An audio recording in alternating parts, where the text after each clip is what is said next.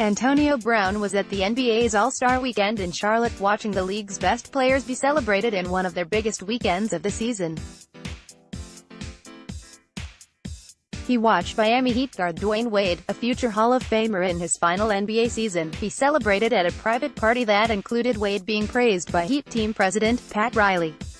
It wasn't lost on Brown the power and mutual respect NBA players have when it comes to their relationship with league executives and owners. In fact, it's what's motivating Brown as he looks to take more control of his own career. Brown certainly had some issues with the Steelers, but his larger issue is with the way most of his peers in the NFL are treated. Brown wants what NBA players already have: more guaranteed money and more leverage over how much, and where, they spend the bulk of their careers.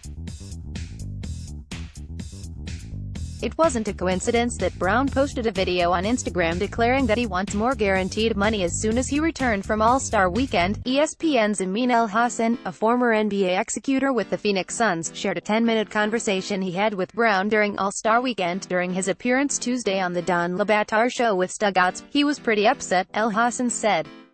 He's at All-Star Weekend and he's seeing all the events and really the genial relationship between the NBA and its players, and I think that kind of incensed him even more that the NFL isn't like that. Le Batard show producer Mike Ryan ventured a guess as to what Brown was upset about. "I imagine a player like Antonio Brown is completely envious of the power that the players wield," Ryan said. "Not just in terms of a collective bargaining agreement but just in perception, in actual leverage and power. He's trying his hand at that in the NFL, and he is completely vilified for it. Not that that doesn't happen in the NBA, but it happens certainly to a lesser degree.